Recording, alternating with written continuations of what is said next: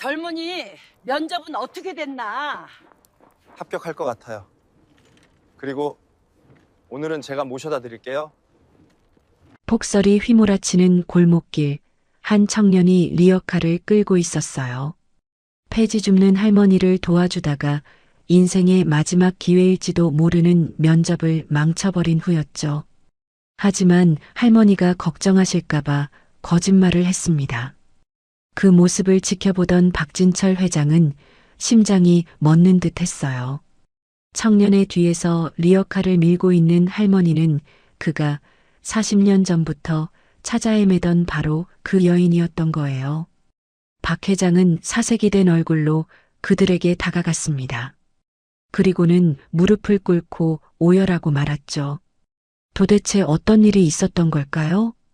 사연 시작 전 구독과 좋아요를 눌러주시고 어디서 듣고 계신지 댓글 남겨주시면 그곳으로 행운이 가득 깃들기를 바라겠습니다. 서울에 기록적인 폭설이 내린 날이었습니다. 하늘은 새벽부터 쉬지 않고 눈을 쏟아내고 있었죠. 뉴스에서는 50년 만에 최악의 폭설이라며 시민들에게 외출을 자제하라고 거듭 당부했지만 관악구의 한 반지하 원룸에서는 누군가가 부스럭거리며 일어나고 있었습니다. 강은호 29살의 청년이었습니다. 춥다. 은호는 이불 속에서 몸을 웅크리며 신음했습니다. 보일러가 고장 난 지 벌써 한 달째였지만 월세조차 밀려있는 상황에서 수리비를 낼 엄두는 나지 않았죠. 차가운 공기가 뼛속까지 파고 들어왔습니다. 그는 떨리는 손으로 휴대폰을 집어들었습니다.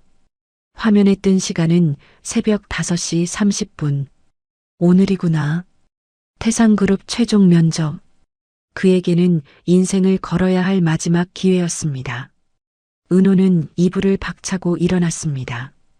창문 너머로 보이는 풍경에 그는 잠시 할 말을 잃었죠. 골목길은 온통 하얗게 뒤덮여 있었고 눈은 여전히 거세게 내리고 있었습니다. 발등까지 쌓인 눈이 도로를 삼켜버린 것 같았어요. 욕실로 향한 은호는 수도꼭지를 틀었습니다. 차가운 물줄기가 쏟아져 나왔죠. 뜨거운 물은 보일러와 함께 사치품이 되어버린 지 오래였습니다.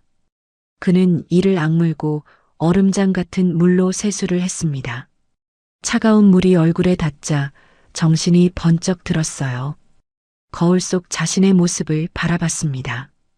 야위고 수척한 얼굴, 움푹 들어간 볼, 그늘진 눈가. 하지만 그의 눈빛만은 여전히 살아있었습니다. 포기를 모르는 강한 의지가 그 안에 담겨 있었어요. 은호는 방으로 돌아와 옷장을 열었습니다. 텅 빈 옷장 한 구석에 비닐에 쌓여 걸려있는 정장이 보였습니다. 그의 유일한 정장이자 마지막 희망이었죠. 3년 전 대학 졸업식 때 어머니께서 무리해서 사주신 것이었습니다. 아버지, 어머니, 오늘은 꼭. 그는 조심스럽게 비닐을 벗기며 중얼거렸습니다. 아버지는 은호가 어릴 적에 돌아가셨어요. 어머니도 작년에 오랜 투병 생활 끝에 세상을 떠나셨죠. 병원비와 장례비로 남은 건 빚뿐이었습니다. 은호는 그 빚을 갚기 위해 닥치는 대로 아르바이트를 하며 취업 준비를 병행했어요. 정장을 입고 넥타이를 매는 그의 손이 미세하게 떨렸습니다. 배고픔 때문이었죠. 어제도 컵라면 하나로 하루를 버텼습니다. 하지만 오늘만큼은 달랐어요. 태상그룹에 합격하면 모든 게 달라질 거라고 그는 스스로에게 다짐했습니다. 은호는 책상 서랍을 열어 이력서와 자기소개서를 꺼냈습니다. 수백 번은 읽었을 종이들이었지만 다시 한번 눈으로 훑었습니다. 학점 4.3, 토익 950점, 각종 공모전 수상 경력. 능력만 놓고 보면 누구에게도 뒤지지 않는다고 자부했습니다. 다만 집안 배경이나 연줄이 없을 뿐이었죠. 실력으로 승부하는 거야. 할 수 있어. 그는 서류를 가방에 넣고 현관으로 향했습니다.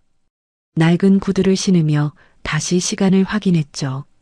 평소 같으면 버스를 타고 가는데 30분이면 충분했지만 오늘은 상황이 달랐어요. 문을 열고 나서자 매서운 바람이 얼굴을 때렸습니다. 은호는 목도리를 단단히 감싸고 발걸음을 내디뎠어요. 반지하 계단은 이미 눈으로 가득 차 있었고 한 발 한 발이 조심스러웠습니다. 골목길로 나온 은호는 절망적인 광경을 마주했습니다. 버스 정류장에는 사람들이 발을 동동 구르며 서 있었지만 버스는 보이지 않았어요. 한 아주머니가 옆 사람에게 말했습니다. 버스가 다 멈췄대요. 도로가 다 막혔다고. 은호의 얼굴이 창백해졌습니다. 택시도 보이지 않았고 지하철역까지는 평소에도 30분은 걸어야 했죠. 게다가 이 눈길에서는 얼마나 걸릴지 알 수 없었습니다. 휴대폰을 꺼내 시간을 확인했습니다. 6시 10분.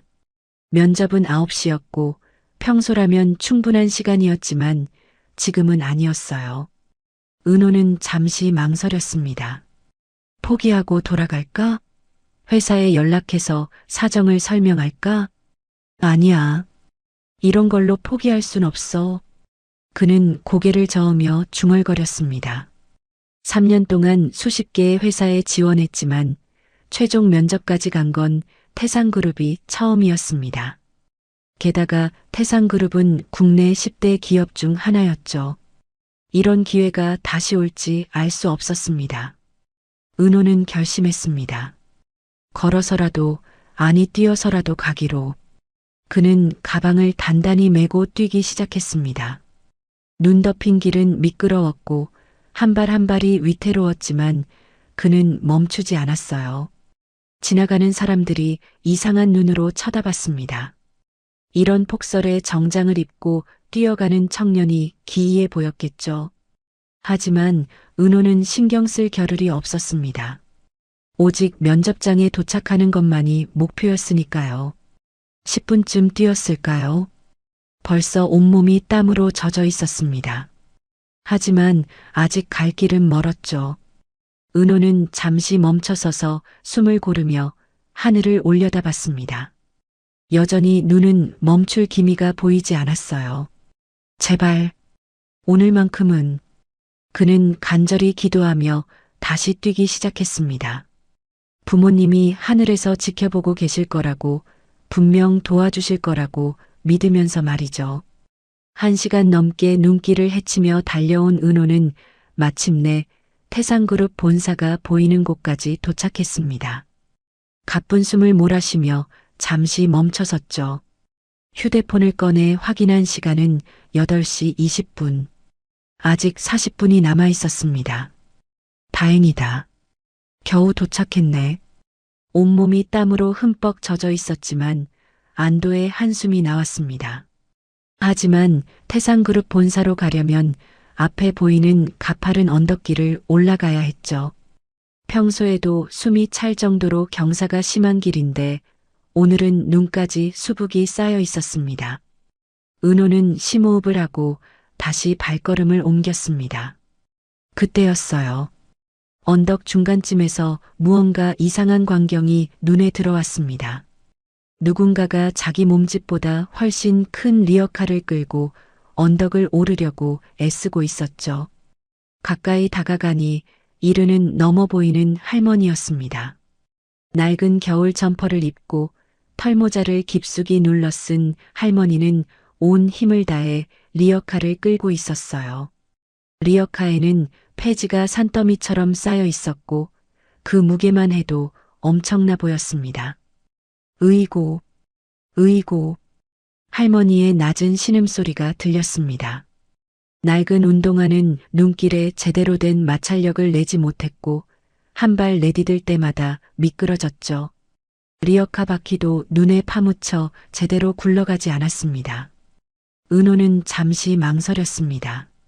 시간이 촉박했고 자신도 지친 상태였으니까요. 하지만 할머니의 힘겨운 모습을 그냥 지나칠 수는 없었습니다. 막 다가가려는 순간이었어요. 아이고 머니나. 할머니의 비명과 함께 상황이 급변했습니다. 할머니의 낡은 운동화 밑창이 빙판에서 완전히 미끄러졌고 중심을 잃은 할머니는 옆으로 넘어졌습니다. 동시에 할머니의 손에서 놓친 리어카가 중력을 이기지 못하고 뒤로 밀려 내려가기 시작했죠. 순간 은호의 머릿속이 하얗게 변했습니다. 무거운 리어카가 언덕 아래로 굴러내려가면 큰 사고가 날 게 분명했어요. 아래쪽에는 횡단보도가 있었고 사람들이 지나다니고 있었으니까요. 은호는 생각할 겨를도 없이 몸이 먼저 움직였습니다. 안 돼. 그는 온 힘을 다해 달려가 미끄러지는 리어카를 향해 몸을 날렸습니다. 마치 축구 골키퍼가 공을 막듯이 온몸을 던져 리어카 앞을 가로막았죠. 쿵! 둔탁한 충격음과 함께 은호의 몸이 눈밭에 처박혔습니다. 리어카의 무게가 그대로 전해졌고 등과 어깨에 엄청난 충격이 가해졌어요. 그래도 은호는 이를 악물고 리어카를 붙잡았습니다. 미끄러지는 리어카를 막기 위해 발을 땅에 단단히 고정시키려 했지만 그마저도 쉽지 않았죠. 결국 은호는 리어카와 함께 조금 더 미끄러져 내려갔습니다. 그 과정에서 정장 바지가 찢어졌고 재킷은 눈과 진흙으로 엉망이 되었어요. 하지만 다행히 리어카는 멈췄고 큰 사고는 일어나지 않았습니다. 헉! 헉! 은호는 거친 숨을 몰아쉬며 천천히 일어났습니다.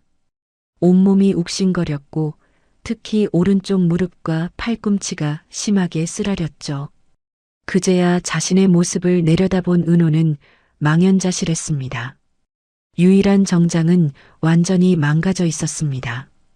바지 무릎 부분은 크게 찢어져 있었고 재킷은 눈에 젖고 진흙이 묻어 도저히 면접장에 입고 갈 수 있는 상태가 아니었어요. 구두도 한쪽이 벗겨져 있었고 가방은 어디론가 날아가 버렸습니다. 어머나 어머나. 젊은이. 넘어졌던 할머니가 허둥지둥 다가왔습니다. 다행히 할머니는 큰 부상은 없어 보였지만 은호를 보는 눈에는 죄책감이 가득했죠. 아이고, 이를 어쩌나. 젊은이. 내가 다 망쳐놨구먼.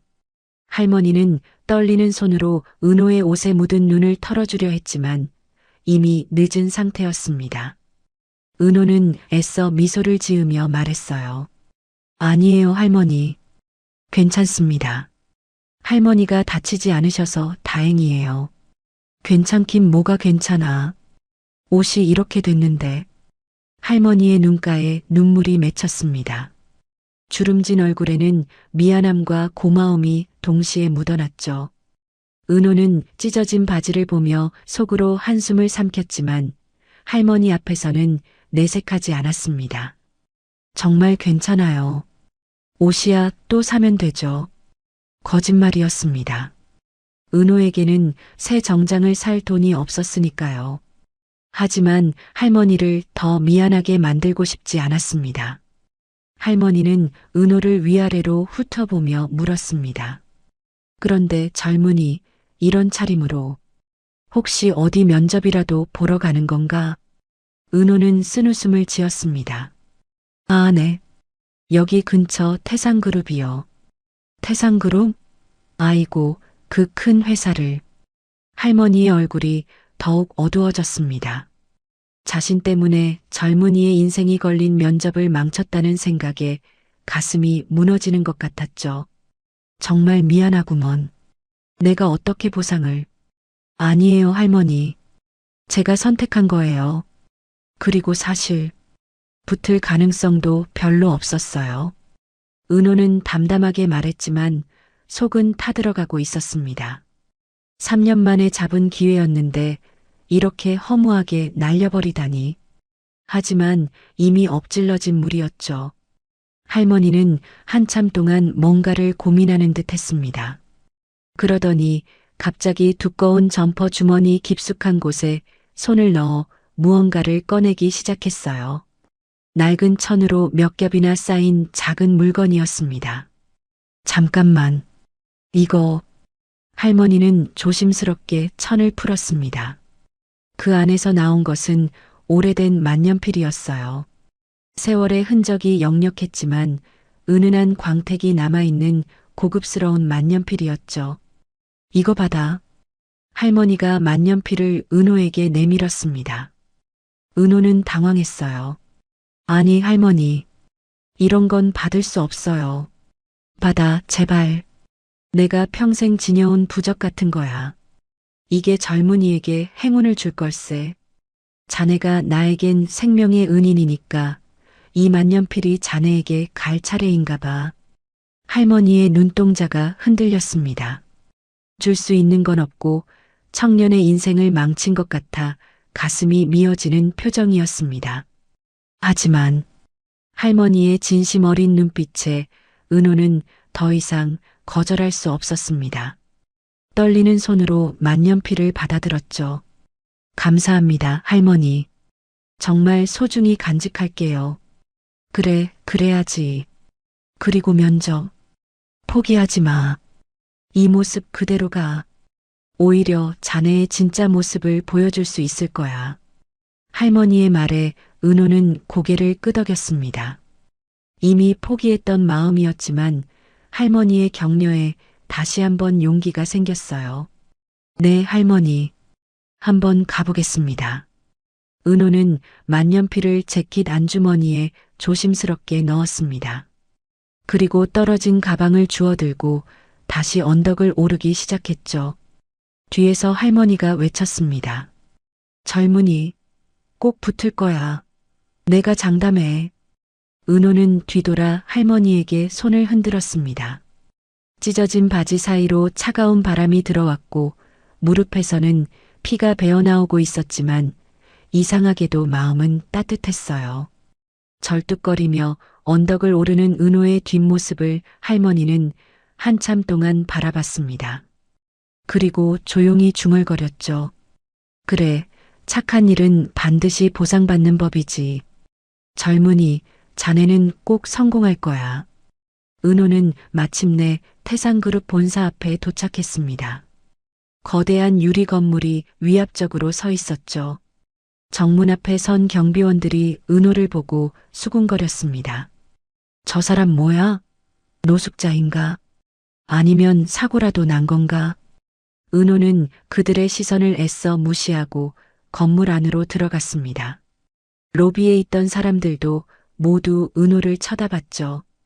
찢어진 정장, 진흙 묻은 얼굴, 절뚝거리는 걸음걸이. 누가 봐도 면접 보러 온 사람 같지 않았습니다. 하지만 은호는 당당히 엘리베이터를 향해 걸었습니다. 주머니 속 만년필이 따뜻하게 느껴졌어요. 할머니가 준 행운의 부적이 정말로 기적을 일으켜 줄까요? 은호는 간절한 마음으로 엘리베이터 버튼을 눌렀습니다. 엘리베이터가 열리자 은호는 심호흡을 하고 면접 대기실로 향했습니다. 복도를 걸을 때마다 찢어진 바지 사이로 들어오는 차가운 공기가 상처를 쓰라리게 했지만 이제 와서 돌아갈 수는 없었죠. 면접 대기실 문을 열고 들어서는 순간 은호는 수십 개의 시선이 일제히 자신에게 쏠리는 것을 느꼈습니다. 깔끔한 정장을 입은 지원자들이 가득한 대기실에서 은호의 모습은 너무나 이질적이었어요. 어머, 저게 뭐야? 설마 면접 보러 온 건 아니겠지? 수군거리는 소리가 여기저기서 들려왔습니다.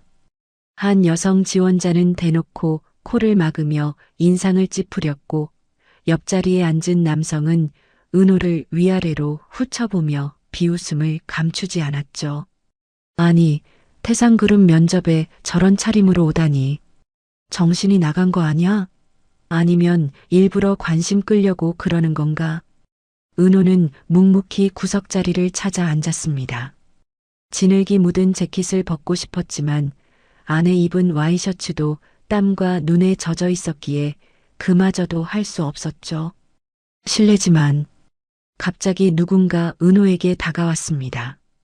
단정한 정장을 입은 남자 지원자였죠. 혹시 사고라도 나신 건가요? 병원에 먼저 가보시는 게 겉으로는 걱정하는 듯 했지만 그의 목소리에는 경멸이 섞여 있었습니다. 이런 꼴로 면접을 보러 왔다니 제정신이 아니구나라는 속마음이 다 드러났죠. 걱정해 주셔서 감사합니다. 괜찮아요. 은호가 짧게 대답하자 남자는 고개를 저으며 자리로 돌아갔습니다. 은호는 고개를 숙이고 주먹을 꽉 쥐었습니다. 창피하고 부끄러웠지만 이미 여기까지 온 이상 포기할 수 없었어요. 주머니 속 만년필을 만지며 할머니의 말을 떠올렸습니다. 포기하지 마.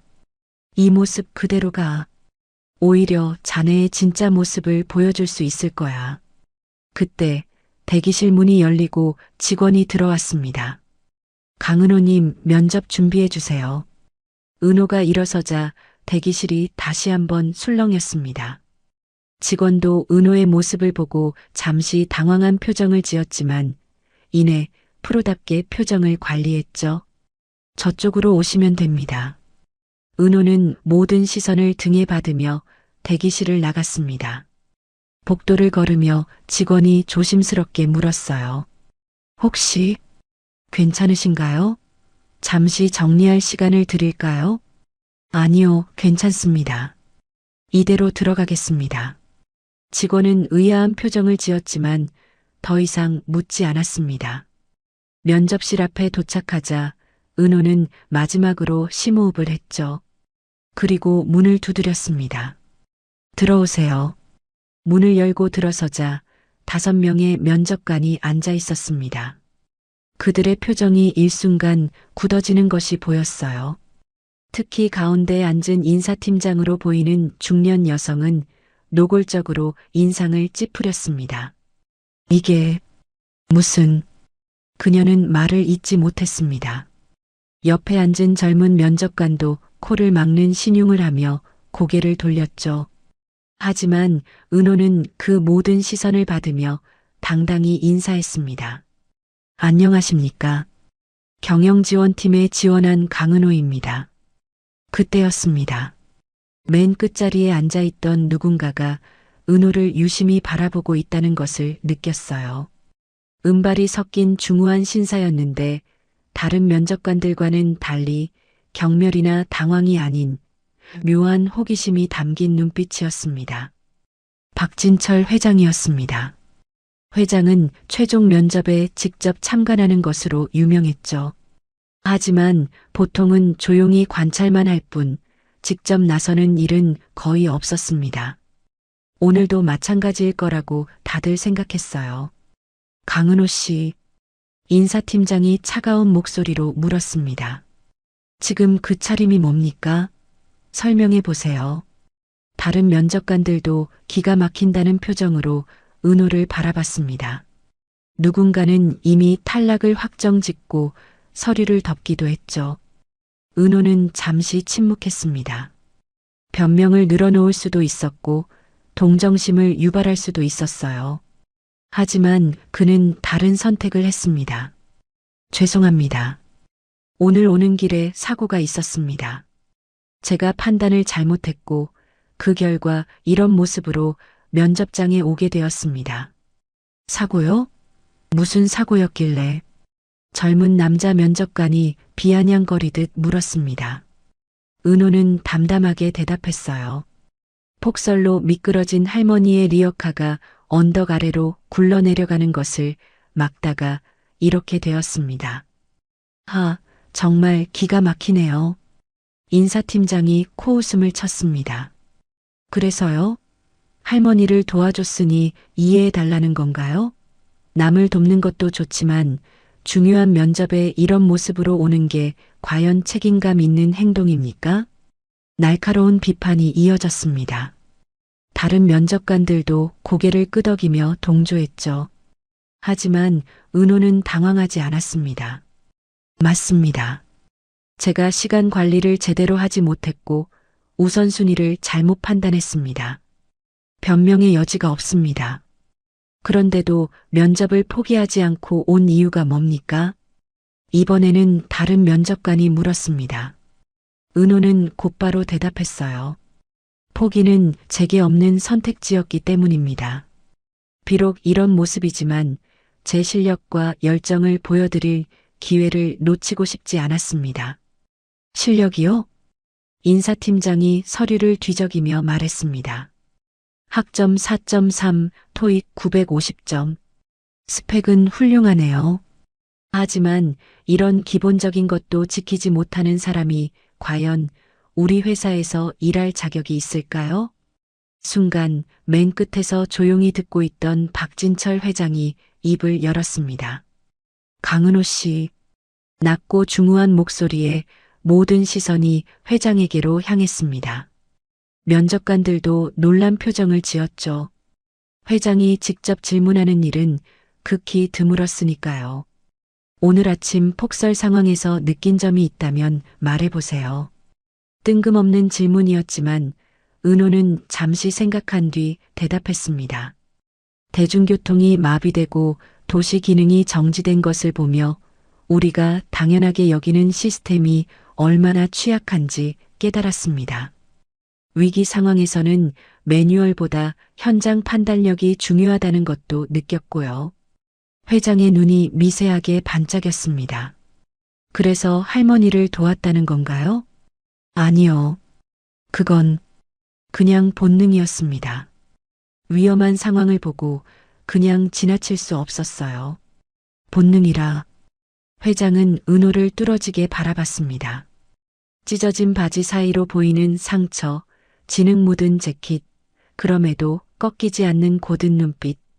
회장은 그 모든 것을 세심하게 관찰했죠. 만약 오늘 같은 상황이 회사에서 발생한다면 강은호 씨는 어떻게 하겠습니까? 구체적으로 어떤 상황을 말씀하시는 건지. 예를 들어 중요한 프레젠테이션을 앞두고 있는데 동료가 위험에 처했다면요? 은호는 망설임 없이 대답했습니다. 먼저 동료를 돕고 그 다음에 프레젠테이션을 수습할 방법을 찾겠습니다. 그것 때문에 회사가 큰 손실을 본다면 제가 책임지겠습니다. 하지만 사람이 먼저라고 생각합니다. 회사의 진정한 자산은 사람이니까요. 인사팀장이 끼어들었습니다. 이상적인 대답이네요. 하지만 현실은 다릅니다. 비즈니스는 감정이 아니라 이성으로 하는 거예요. 은호가 대답하려는 순간 회장이 다시 물었습니다. 그 할머니는 왜 폭설에 리어카를 끌고 있었을까요?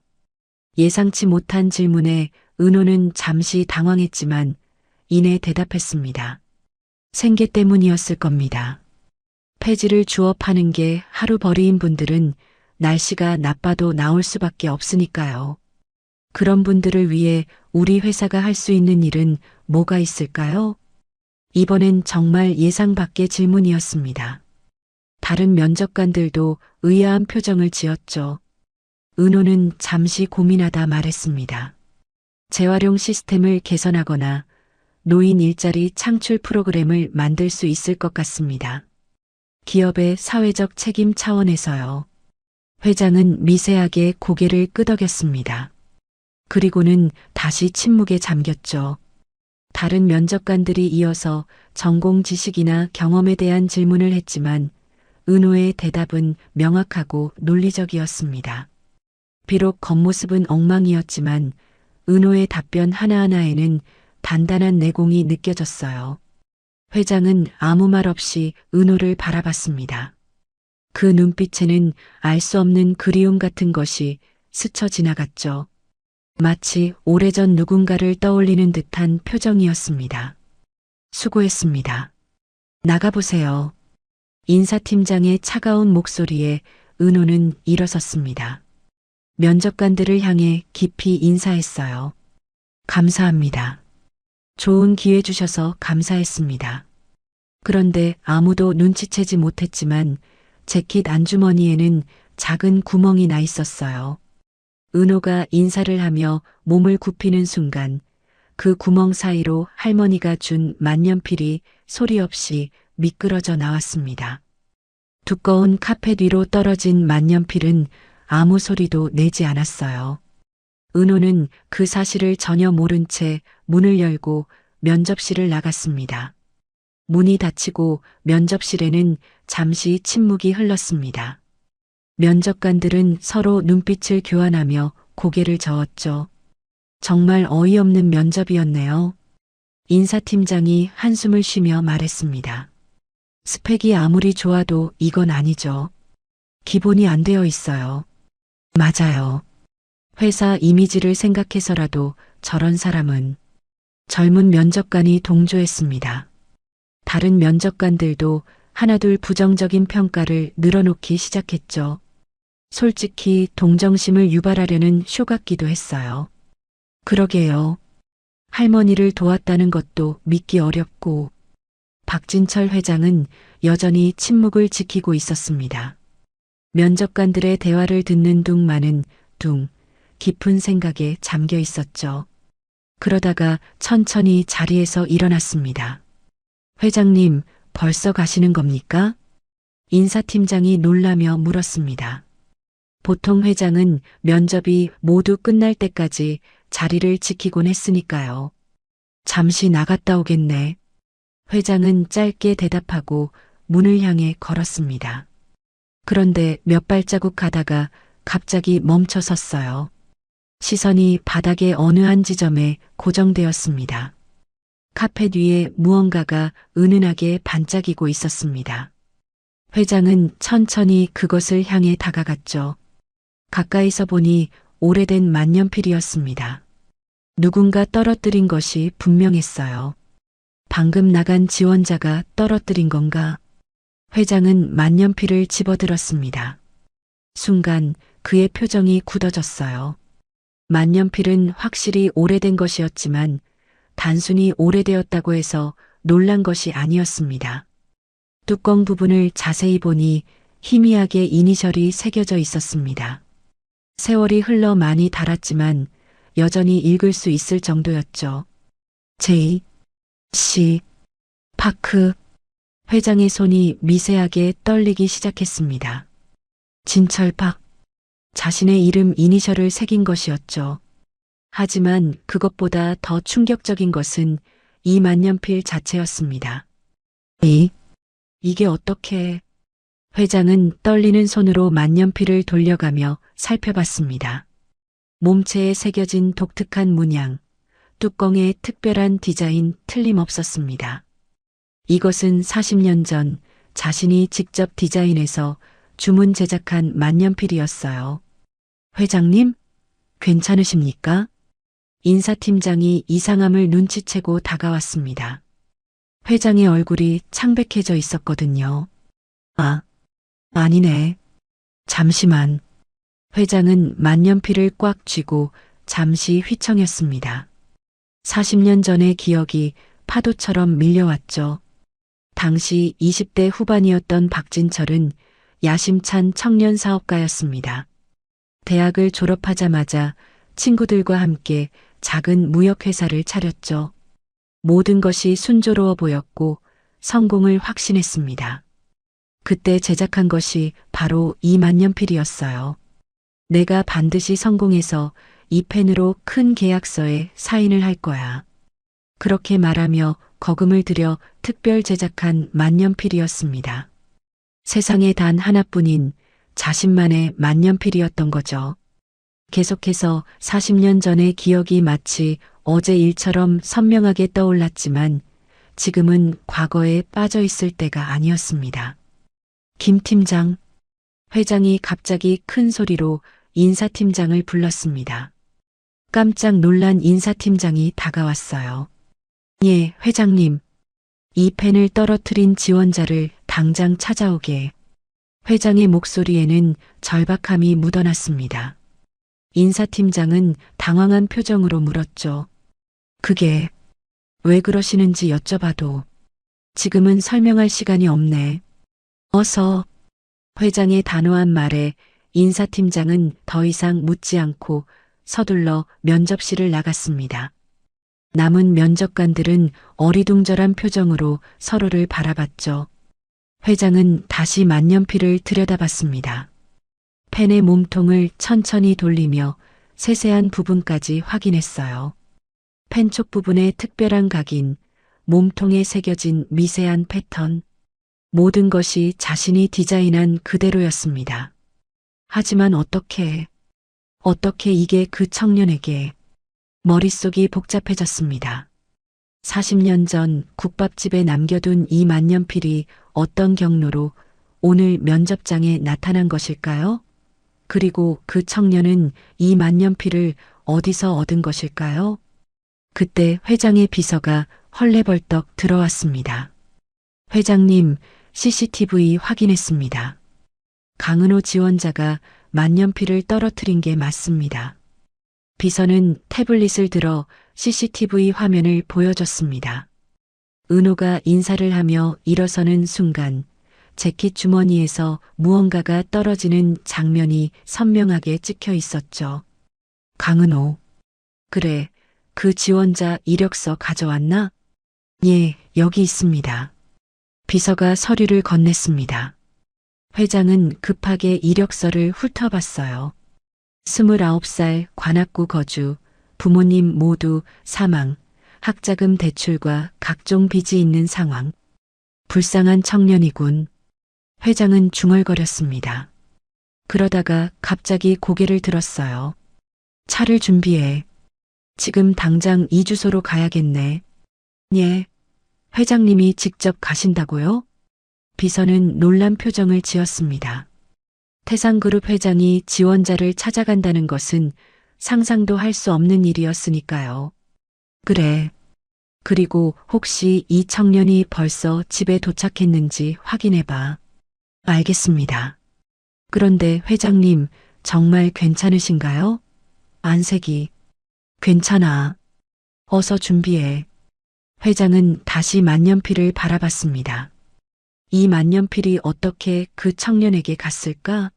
여러 가능성이 머릿속을 스쳐 지나갔죠. 정말 혹시 그분이 살아계신 걸까? 40년 전 국밥집 아주머니의 얼굴이 떠올랐습니다. 만약 그분이 살아계신다면 이 만년필을 40년 동안 간직하고 계셨단 말인가요? 회장님, 건물 경비실에 확인해 보니 강은호 씨는 약 15분 전에 건물을 나갔다고 합니다. 15분. 이 폭설에 멀리 가지는 못했겠지. 어서 가자. 회장은 서둘러 면접실을 나섰습니다. 엘리베이터를 타고 지하 주차장으로 내려가는 동안 그의 머릿속은 온통 과거의 기억으로 가득했죠. 40년 전 첫 사업에 실패하고 모든 것을 잃었을 때, 빚쟁이들에게 쫓기며 며칠을 굶었던 그때, 차가운 한강 다리 위에서 죽음을 생각했던 그 순간. 회장님, 차 준비됐습니다. 비서의 목소리에 회장은 현실로 돌아왔습니다. 검은색 세단에 올라탄 회장은 만년필을 가슴에 품었어요. 그 청년 집으로 가게. 예, 회장님. 그런데 이 날씨에 그쪽은 길이 많이 막힐 것 같은데요. 상관없어. 천천히 가도 좋으니 안전하게 가게. 차가 출발하자 회장은 창밖을 바라봤습니다. 여전히 눈은 펑펑 내리고 있었고 도로는 하얗게 뒤덮여 있었죠. 마치 40년 전 그날처럼. 그날도 이렇게 추운 겨울이었지. 회장님, 혹시 그 청년과 어떤 관계가 있으신가요? 조심스럽게 묻는 비서에게 회장은 고개를 저었습니다. 아니, 처음 본 청년이야. 하지만 회장은 말을 멈췄습니다. 어떻게 설명해야 할까요? 40년 전의 이야기를, 그리고 이 만년필에 담긴 사연을. 이 만년필이 내게는 아주 특별한 물건이거든. 어떻게 그 청년이 가지고 있었는지 꼭 알아야 해. 비서는 더 이상 묻지 않았습니다. 회장의 표정이 너무나 진지했으니까요. 그리고는 태블릿을 보며 말했습니다. 회장님, 강은호 씨의 추가 정보를 확인했는데요. 어머니가 작년에 폐암으로 돌아가셨고 병원비 때문에 상당한 빚이 있다고 합니다. 그래. 그리고 현재 반지하 원룸에서 자취 중이고 여러 아르바이트를 전전하며 생활하고 있다고. 회장은 눈을 감았습니다. 그 청년도 자신처럼 어려운 시절을 보내고 있는 것이었어요. 그런데도 할머니를 돕느라 면접을 망쳤다니 참 대단한 청년이야. 회장은 중얼거렸습니다. 그리고 다시 창밖을 바라봤죠. 어서 그 청년을 만나야 해. 그리고 이 만년필의 비밀을 알아내야 해. 회장은 간절한 마음으로 기도했습니다. 제발 그분이 살아계시기를, 그리고 이번에는 꼭 만날 수 있기를. 한편 면접장을 나선 은호의 발걸음은 무거웠습니다. 아니, 무겁다는 표현으로는 부족했죠. 마치 발목에 쇠사슬을 매단 것처럼 한 걸음 한 걸음이 힘겹게 느껴졌습니다. 건물 밖으로 나오자 여전히 눈은 멈출 기미가 보이지 않았어요. 하늘은 온통 회색빛이었고 차가운 바람이 얼굴을 때렸습니다. 은호는 찢어진 바지를 내려다봤어요. 무릎 부분이 크게 찢어져서 상처가 그대로 드러나 있었죠. 진흙과 눈이 뒤섞여 얼룩덜룩해진 재킷은 이제 정장이라고 부르기도 민망한 지경이었습니다. 긴 한숨이 입에서 새어나왔습니다. 은호는 고개를 들어 하늘을 올려다봤어요. 눈송이들이 끊임없이 떨어지고 있었죠. 마치 자신의 인생처럼 끝없이 추락하는 것 같았습니다. 3년이었는데 겨우 잡았던 그 마지막 기회를 이렇게 망쳐버렸어요. 아무리 생각해도 합격은 어려워 보였습니다. 면접관들의 차가운 눈빛이 아직도 생생했죠. 특히 인사팀장의 경멸 어린 표정은 가슴에 못을 박는 것 같았습니다. 은호는 터벅터벅 걸음을 옮겼습니다. 눈 쌓인 길을 걷는 것이 평소보다 힘들었지만 마음은 그보다 더 무거웠어요.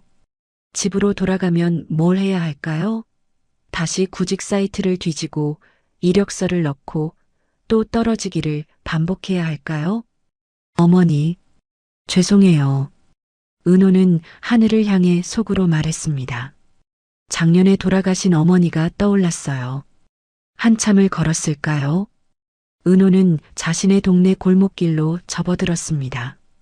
익숙한 풍경이었지만 오늘은 모든 게 낯설게 느껴졌어요. 골목 양쪽으로 눈이 발목까지 쌓여 있었고 사람들은 거의 보이지 않았죠. 그때였습니다. 으이고, 낯익은 신음소리가 들려왔어요. 은호는 고개를 들었습니다. 골목 저편에서 누군가 리어카를 끌고 오고 있었죠. 가까이 다가가자 은호의 눈이 커졌습니다. 할머니? 그렇습니다. 오늘 아침 언덕길에서 만났던 바로 그 할머니였어요.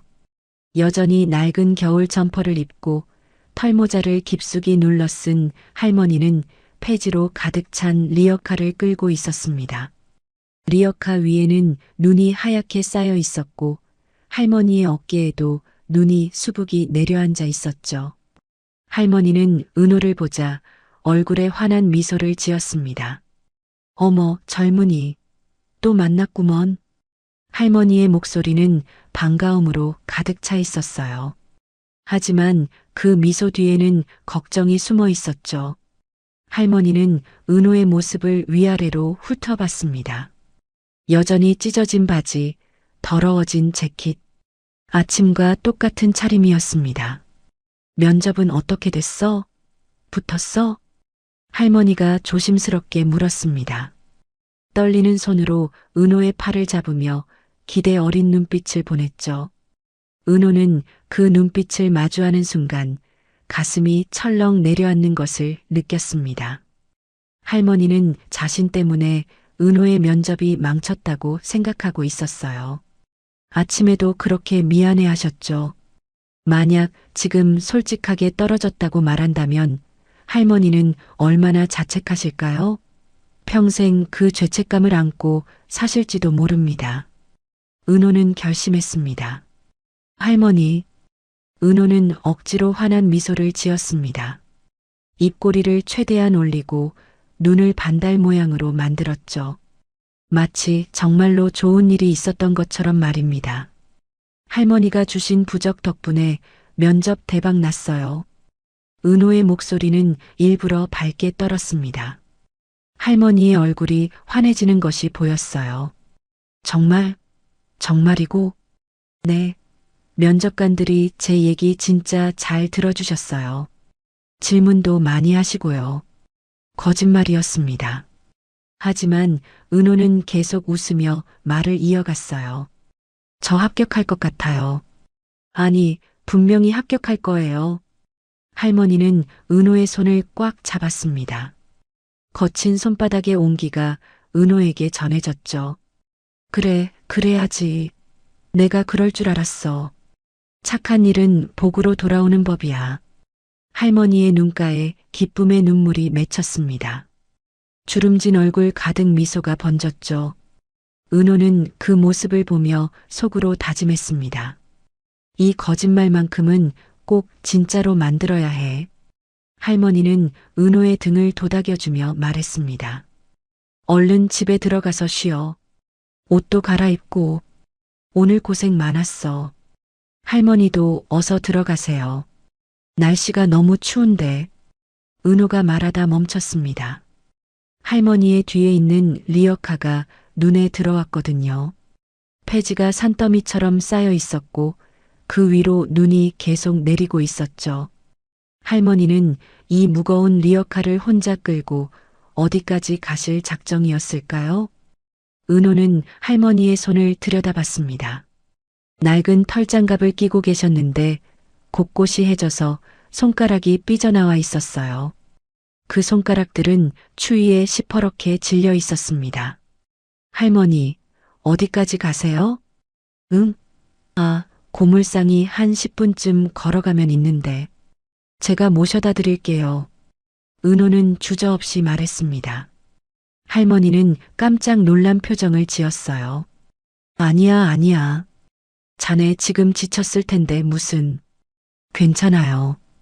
오늘 눈이 너무 많이 와서 할머니 혼자 가시면 힘드시잖아요. 은호는 이미 리어카 손잡이를 잡고 있었습니다. 장갑도 끼지 않은 맨손이었죠. 차가운 쇠 손잡이가 손바닥을 파고들었지만 은호는 개의치 않았습니다. 젊으니 장갑이라도 껴야지.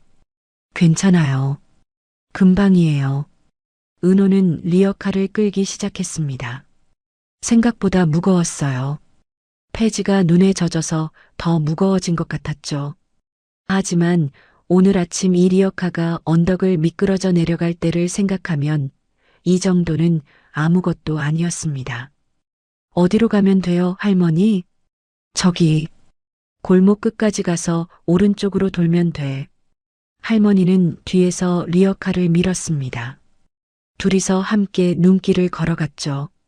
발자국이 눈 위에 깊게 찍혔고 리어카 바퀴가 선명한 자국을 남겼습니다. 젊은이 정말 미안하구먼. 자네가 면접 보고 왔는데. 아니에요, 할머니. 저 멀쩡해요. 오히려 제가 할머니 덕분에 힘이 났어요. 거짓말 반, 진심 반이었습니다. 분명 몸은 지쳤지만 할머니와 함께 걷는 이 시간이 묘하게 위로가 되었거든요. 적어도 혼자 자괴감에 빠져 집으로 돌아가는 것보다는 나았습니다. 찬바람이 불어왔지만 은호는 리어카 손잡이를 놓지 않았습니다. 맨손은 이미 감각이 없을 정도로 얼어붙었지만 그래도 괜찮았어요. 할머니는 뒤에서 리어카를 밀며 중얼거렸습니다. 세상에 이런 젊은이가 다 있나? 부모님이 정말 잘 키우셨어. 그 말을 들은 은호의 눈시울이 뜨거워졌습니다. 돌아가신 부모님 생각이 났거든요. 특히 어머니의 목소리가 귓가에 맴돌았습니다. 은호야, 힘들어도 남 도울 줄 아는 사람이 되렴. 그게 진짜 멋진 사람이란다. 은호는 눈물을 참으며 리어카를 끌었습니다. 두 사람은 말없이 하얀 세상 속을 걸어갔습니다. 그때 골목 어귀에 검은색 세단 한 대가 조용히 멈춰 섰습니다. 차 안에는 박진철 회장이 앉아 있었어요. 그는 한참 동안 창밖을 응시하고 있었습니다. 숨을 쉬는 것조차 조심스러운 듯 얼어붙은 표정으로 말이죠. 비서가 조심스럽게 물었습니다. 회장님, 저기 맞으신 겁니까? 회장은 대답하지 않았습니다. 그저 떨리는 손으로 창문을 가리켰을 뿐이었죠. 비서가 회장의 시선을 따라 창밖을 바라봤어요. 눈보라가 휘몰아치는 골목길이었습니다. 그 속에서 두 사람이 리어카를 끌고 천천히 걸어오고 있었죠. 한 명은 젊은 청년이었고 다른 한 명은 허리가 굽은 노인이었습니다. 청년은 앞에서 리어카를 끌고 있었어요. 장갑도 끼지 않은 맨손으로요. 할머니는 뒤에서 리어카를 밀고 있었죠. 회장의 눈이 할머니의 옆모습에 고정되었습니다. 낡은 겨울 점퍼, 털모자, 허리를 굽힌 채 리어카를 미는 모습. 회장의 눈동자가 흔들렸어요. 심장이 쿵쿵 뛰기 시작했죠. 숨이 가빠졌습니다. 설마. 회장은 눈을 깜빡이며 다시 봤습니다. 세월이 흘러주름이 깊어지고 허리가 굽었지만 그 옆모습만은 변하지 않았어요. 40년 전 빗속에서 국밥을 말아주던 그 여인의 모습이 선명하게 겹쳐졌습니다. 회장의 눈가에 눈물이 맺혔습니다. 떨리는 손으로 입을 막았어요. 목이 메어 말이 나오지 않았죠. 회장님? 비서가 놀라며 회장을 쳐다봤습니다. 태상그룹의 회장이 그 누구 앞에서도 흔들림 없던 박진철 회장이 지금 눈물을 흘리고 있었으니까요. 회장은 떨리는 목소리로 말했습니다. 차를 세우게. 여기서 내리겠네. 예. 하지만 눈이. 어서. 회장의 다급한 목소리에 비서는 더 이상 말하지 못했습니다. 차가 완전히 멈추자 회장은 문을 열고 밖으로 나갔어요. 차가운 바람이 얼굴을 때렸습니다. 눈송이들이 회장의 코트에 내려앉았죠. 하지만 회장은 추위를 느끼지 못했습니다. 오직 저 앞에서 걸어오는 두 사람만이 눈에 들어왔어요. 회장은 한 걸음 한 걸음 다가갔습니다. 구두가 눈 속에 푹푹 빠졌지만 개의치 않았어요. 고급 코트 자락이 눈에 젖어들었지만 신경 쓰지 않았습니다. 가까워질수록 회장의 심장은 더 빠르게 뛰었어요. 손은 더욱 떨렸고 숨은 더욱 가빠졌죠. 40년을 찾아 헤맨 그 얼굴이 바로 눈앞에 있었습니다. 은호가 먼저 회장을 발견했습니다. 은호는 갑자기 눈앞을 가로막는 신사를 보고 멈춰 섰어요.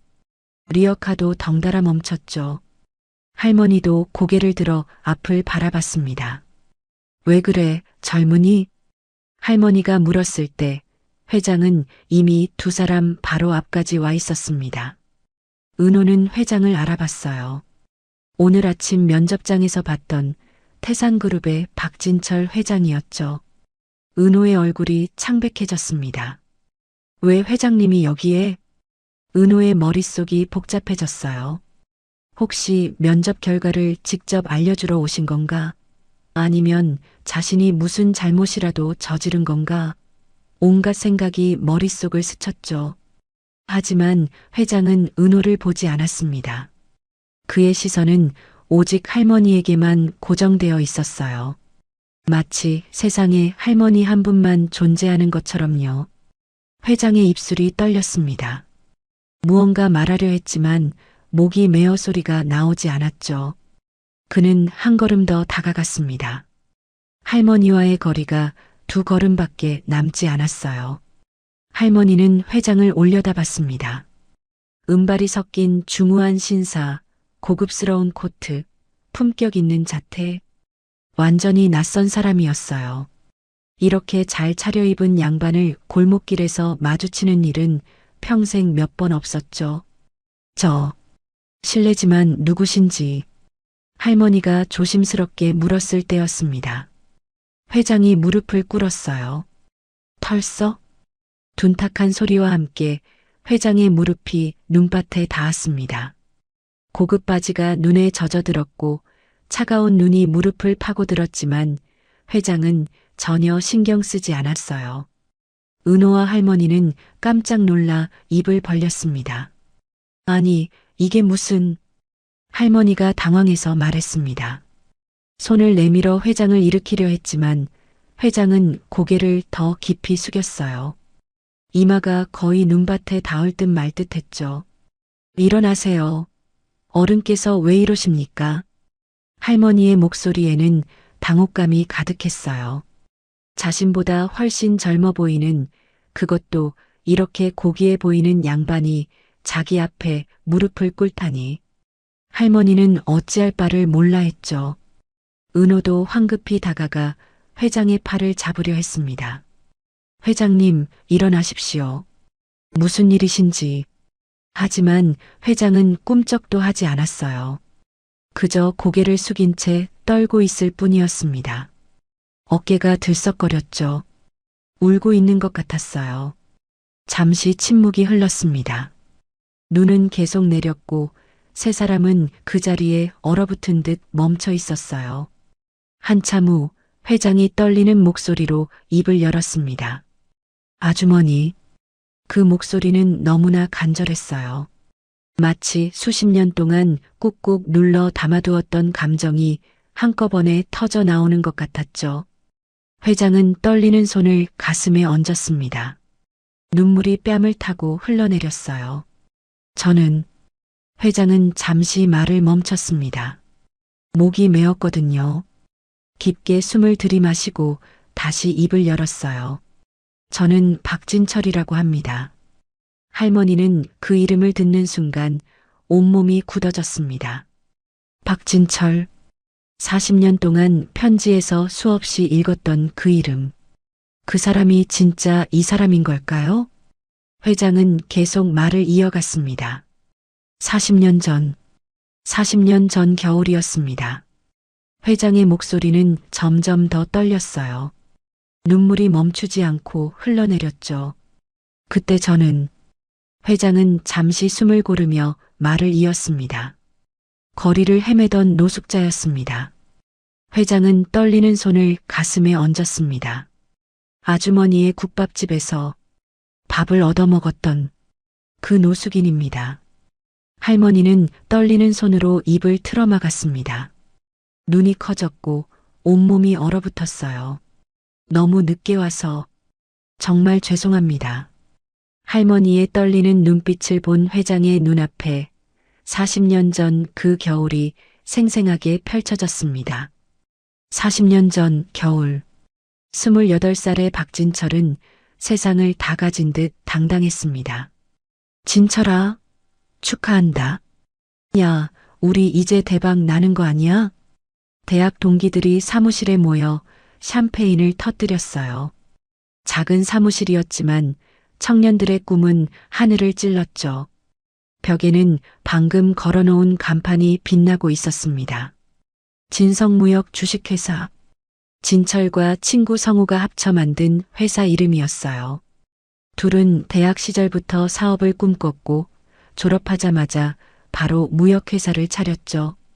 이바들 3년 안에 우리 강남에 사무실 옮긴다. 진철이 샴페인 잔을 높이 들며 외쳤습니다. 28살 청년의 얼굴에는 자신감이 넘쳐 흘렀어요. 5년 안에는 해외 지사도 낸다. 성우도 덩달아 외쳤죠. 청년들의 웃음소리가 작은 사무실을 가득 채웠습니다. 진철은 책상 서랍을 열어 작은 상자를 꺼냈어요. 그 안에는 만년필이 들어 있었습니다. 검은색 몸통에 은색 장식이 들어간 자신이 직접 디자인해서 주문 제작한 만년필이었죠. 이걸로 첫 계약서에 사인할 거야. 진철은 만년필을 꺼내 들고 허공에 사인을 하는 신용을 했습니다. 친구들이 박수를 쳤어요. 멋있다, 진철아. 역시 우리 사장님. 그때만 해도 진철은 몰랐습니다. 이 만년필이 앞으로 자신의 유일한 재산이 될 거라는 것을요. 처음 6개월은 순조로웠습니다.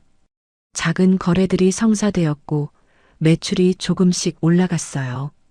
진철은 더 큰 거래를 따내기 위해 동분서주했죠. 그러던 어느 날 기회가 왔습니다. 박 사장님, 이번 건 정말 큰 겁니다. 성공하면 1년치 매출을 한 번에 올릴 수 있어요. 거래처 사장이 말했습니다. 진철의 눈이 반짝였어요. 얼마나 큰 건데요? 1억 원 규모입니다. 다만, 진철의 눈이 휘둥그레졌습니다. 다만, 성금을 좀 내셔야 합니다. 2천만 원 정도요. 2천만 원. 40년 전에 진철에게는 엄청난 금액이었어요. 회사 자본금 전부를 쏟아부어도 모자랐죠. 대출을 받으시면 됩니다. 계약서만 있으면 은행에서 바로 나와요. 진철은 고민했습니다. 위험했어요. 하지만 이 기회를 놓치면 언제 또 이런 큰 건이 올까요? 좋습니다. 하겠습니다. 진철은 결국 대출을 받았습니다. 집을 담보로 잡히고 친구들에게도 돈을 빌렸어요. 부모님의 노후 자금까지 끌어다 썼죠. 진철아, 괜찮겠니? 어머니가 걱정스럽게 물었습니다. 걱정 마세요, 어머니. 이번 거래만 성공하면 다 갚을 수 있어요. 아니, 몇 배로 돌려드릴게요. 진철은 자신만만했습니다. 계약서에 만년필로 사인을 하는 순간 세상을 다 가진 기분이었죠. 하지만 한 달 후 거래처에서 연락이 왔습니다. 박 사장님, 죄송합니다. 거래가 무산됐습니다. 뭐라고요? 상대 회사가 부도가 났습니다. 저희도 큰 손해를 봤어요. 전화기를 든 진철의 손이 떨렸습니다. 그럼 제가 낸 성금은요? 그게 돌려드릴 수가 없습니다. 저희도 파산 직전이거든요. 전화는 끊겼습니다. 진철은 멍하니 서 있었어요. 2억. 한순간에 날아가 버렸습니다. 진철아, 대체 무슨 일이야? 성우가 다급하게 물었습니다. 진철은 대답할 수 없었어요. 입이 떨어지지 않았죠. 다음 날부터 빚쟁이들이 찾아오기 시작했습니다. 박진철 씨, 문 열어요. 돈 갚을 때까지 안 갈 겁니다. 사무실 문을 두드리는 소리가 그치지 않았어요. 진철은 사무실 안에 숨어 떨고 있었죠. 친구들은 하나둘 떠나갔습니다. 미안해, 진철아. 나도 빌려준 돈이 있어서 더 이상은 못 도와주겠어. 나도 미안하다. 가족들이 뭐라고 해서. 성우마저 떠났을 때 진철은 완전히 혼자가 되었습니다. 은행에서는 집을 압류했어요. 부모님은 평생 모은 돈을 잃었죠. 어머니는 눈물을 흘리며 말했습니다. 괜찮다, 진철아. 돈은 다시 벌 수 있어. 내가 건강하면 그걸로 됐어. 하지만 진철은 차마 부모님을 쳐다볼 수 없었습니다. 자신 때문에 부모님의 노후가 망가졌거든요. 그렇게 3개월이 지났습니다. 진철은 거리를 헤매고 있었어요.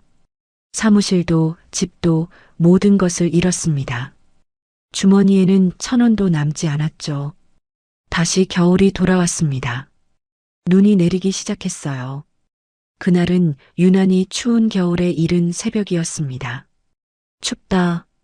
진철은 떨리는 몸을 움켜쥐며 걸었습니다. 며칠째 제대로 먹지 못했어요. 이렇게 살 바에야. 진철의 머릿속에 어두운 생각이 스쳤습니다. 한강이 보였어요. 다리 위에 서서 아래를 내려다봤죠. 시커먼 강물이 흐르고 있었습니다. 뛰어내리면 모든 게 끝나겠지. 진철은 난간에 손을 얹었습니다. 차가운 쇠가 손바닥을 파고들었어요. 한 발만 올리면 되었죠. 그때였습니다. 젊은 양반. 뒤에서 누군가 불렀습니다. 진철은 고개를 돌렸어요. 무거운 장바구니를 양손에 든 중년 여인이 헐레벌떡 다가오고 있었습니다. 국밥집 앞치마 위에 두툼한 외투를 걸친 여인이었죠. 거기서 뭐 하는 거요? 위험해. 여인은 장바구니를 내려놓고 급히 진철의 팔을 잡아 끌었습니다. 난 지금 새벽 시장 갔다 오는 길인데 자네는 지금 뭐 하려는 거요? 여인이 진철의 얼굴을 들여다봤습니다. 핏기 하나 없는 창백한 얼굴, 움푹 들어간 뺨, 초점 잃은 눈동자. 며칠을 굶은 것 같구먼. 여인은 깊게 한숨을 쉬었습니다. 어서 와요. 우리 가게가 저기 다리 건너편인데 밥은 먹고 가야지. 여인은 장바구니를 다시 들고 진철의 손을 잡아 끌었습니다. 진철은 힘없이 끌려갔어요. 거부할 힘도 없었죠. 여인은 진철의 손을 잡고 골목 안으로 끌고 갔습니다. 작은 국밥집이 보였어요. 옥분인의 국밥이라는 간판이 걸려 있었죠. 앉아요. 금방 줄 테니. 여인은 진철을 자리에 앉히고 주방으로 들어갔습니다. 잠시 후 김이 모락모락 나는 국밥을 들고 나왔어요. 자, 뜨거우니까 천천히 먹어요. 진철은 국밥을 내려다봤습니다. 하얀 쌀밥 위로 뜨거운 국물이 자르르 흘러내리고 있었어요. 고기도 수북이 올라가 있었죠. 돈이? 진철이 떨리는 목소리로 말했습니다. 됐어요. 그냥 먹어요. 밥은 먹고 살아야지. 여인은 미소를 지으며 말했습니다. 진철은 숟가락을 들었어요. 손이 너무 떨려서 숟가락을 제대로 잡을 수가 없었죠. 한 숟가락 떠서 입에 넣는 순간 진철의 눈에서 눈물이 흘러내렸습니다. 따뜻했어요. 뜨거운 국물이 식도를 타고 내려가는 순간 진철은 자신이 아직 살아있다는 것을 느꼈습니다. 죽은 듯 얼어붙었던 몸이 조금씩 녹아내렸어요. 흐윽. 진철은 숟가락을 놓고 울기 시작했습니다. 어깨가 들썩였고 눈물이 국밥 그릇에 뚝뚝 떨어졌어요. 괜찮아요. 울어도 돼요. 다 울어내요. 여인은 진철의 등을 토닥이며 말했습니다. 진철은 한참을 울었어요. 그동안 참았던 모든 서러움이 터져나왔죠. 한참 후 진철은 다시 숟가락을 들었습니다. 눈물을 흘리며 국밥을 먹었어요. 한 숟가락 한 숟가락이 너무나 소중했습니다.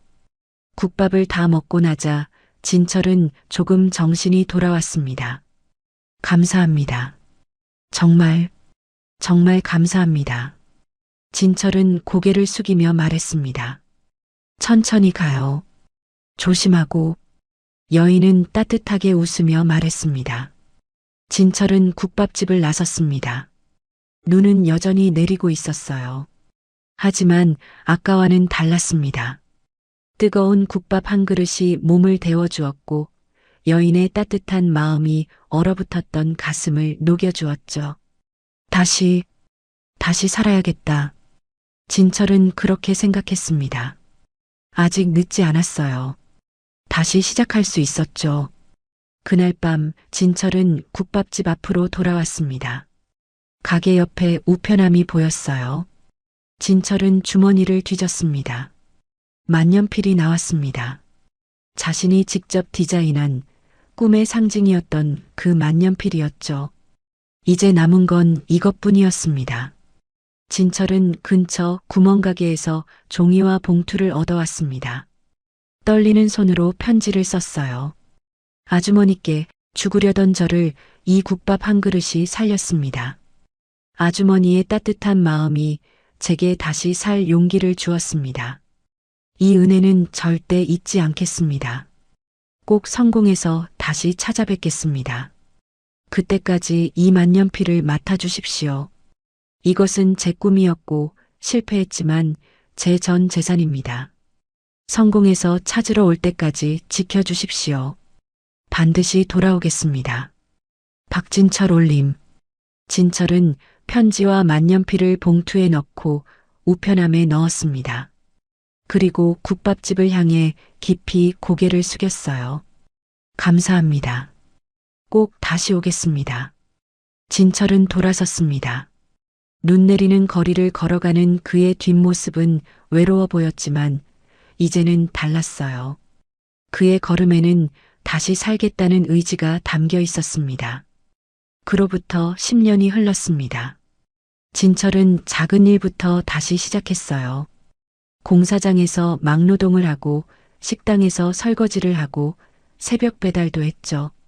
조금씩, 아주 조금씩 돈을 모았습니다. 그리고 다시 사업을 시작했어요. 이번에는 신중했습니다. 작은 것부터, 확실한 것부터 해나갔죠. 20년이 더 흘렀습니다. 진철의 회사는 점점 커졌습니다. 태산무역이라는 이름으로 시작한 회사는 이제 태산그룹이 되어 있었어요. 회장님, 오늘 매출이 또 신기록을 달성했습니다. 축하드립니다, 회장님. 임직원들이 박수를 쳤습니다. 하지만 진철의 가슴 한켠은 늘 무거웠어요. 아주머니, 성공할수록 그 국밥집 여인이 생각났습니다. 약속을 지켜야 했어요. 진철은 사람을 풀어 국밥집을 찾았습니다. 하지만 그 자리에는 국밥집이 없었어요. 빌딩이 들어서 있었죠. 혹시 옥분이네 국밥 아시는 분 계십니까? 진철은 주변 사람들에게 물어봤습니다.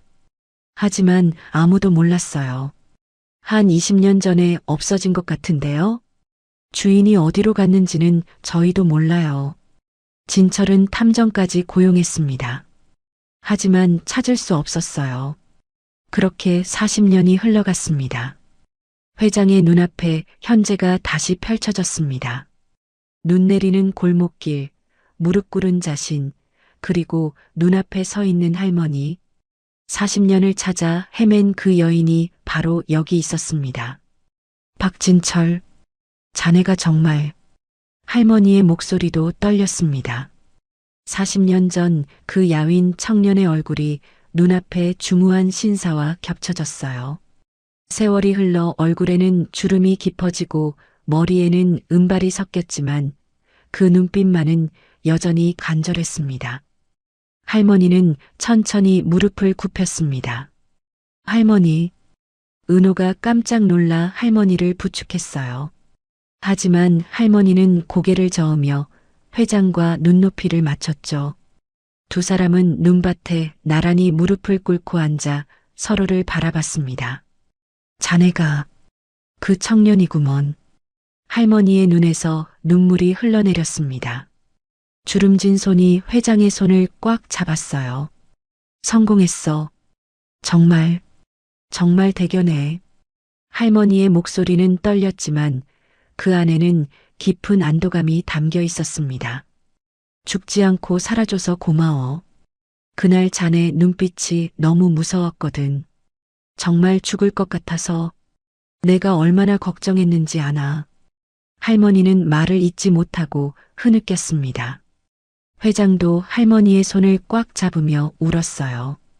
두 사람의 울음소리가 눈 내리는 골목에 메아리 쳤죠. 은호는 그 광경을 보며 가슴이 뜨거워졌습니다. 코끝이 찡해지고 눈시울이 붉어졌어요. 리어카 손잡이를 잡은 손을 놓고 두 사람에게서 조금 떨어져 섰습니다. 이 순간만큼은 방해하고 싶지 않았거든요. 한참 후 회장이 고개를 들었습니다. 눈물로 범벅이 된 얼굴이었지만 그 눈빛은 간절했어요. 아주머니, 도대체 어디 계셨던 겁니까? 회장의 목소리는 떨렸습니다. 제가 얼마나 찾았는데요. 성공한 후 바로 국밥집으로 갔어요. 하지만 가게는 사라지고 없었죠. 빌딩이 들어서 있었고, 회장은 말을 멈추고 한숨을 내쉬었습니다. 사람을 풀어서 찾아봤습니다. 탐정도 고용했어요. 하지만 아무도 아주머니를 찾을 수 없었어요. 주변 사람들에게 물어봐도 아무도 몰랐죠. 회장의 목소리에는 수십 년간 쌓인 그리움과 안타까움이 묻어났어요. 왜 이런 곳에 계십니까? 폐지를 주우시면서 회장은 더 이상 말을 잇지 못했습니다. 할머니의 거칠고 갈라진 손, 낡은 옷, 허리가 굽은 모습, 이 모든 것이 회장의 가슴을 아프게 했죠. 할머니는 씁쓸한 미소를 지으며 고개를 저었습니다. 그게 나도 참 파란만장했어. 할머니는 천천히 입을 열었어요. 자네가 떠난 후 한 5년쯤 지났을까? 국밥집이 제법 잘 됐어. 단골 손님들도 많았고 하루하루 바쁘게 살았지. 할머니의 목소리는 담담했습니다. 그런데 남편이 친구 보증을 잘못 썼어. 큰 금액이었지. 친구가 사업에 실패하면서 빚이 우리한테 다 넘어왔어. 할머니는 잠시 말을 멈추고 하늘을 올려다봤습니다. 집이고 가게고 다 넘어갔어.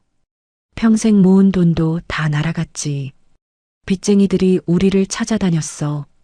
매일 전화가 왔고 가게 앞에서 기다렸지. 회장의 얼굴이 어두워졌습니다.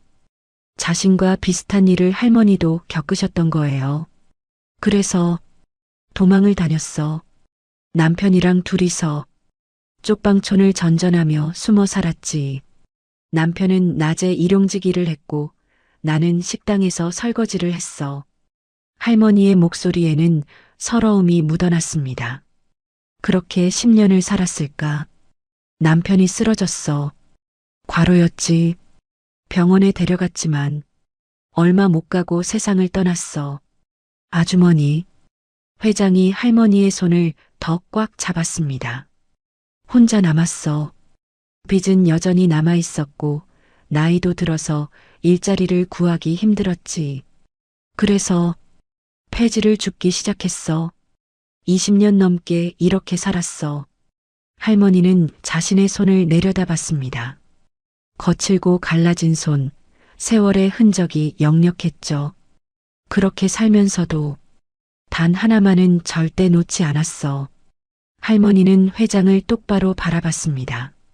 자네가 남긴 편지와 만년필이야. 회장의 눈이 커졌습니다. 도망 다닐 때도, 쪽방촌을 옮길 때도, 남편이 죽었을 때도 그것만은 절대 버리지 않았어.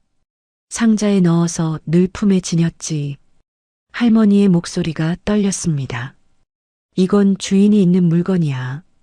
자네가 꼭 찾으러 올 거라고. 나는 그렇게 믿었거든. 회장은 더 이상 참지 못하고 할머니를 끌어안았습니다. 어깨가 들썩이며 흐느꼈어요. 죄송합니다.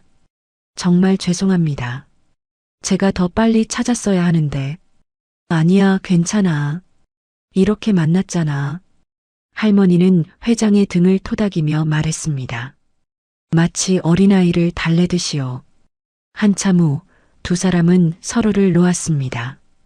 회장은 코트 안주머니에서 무언가를 꺼냈어요.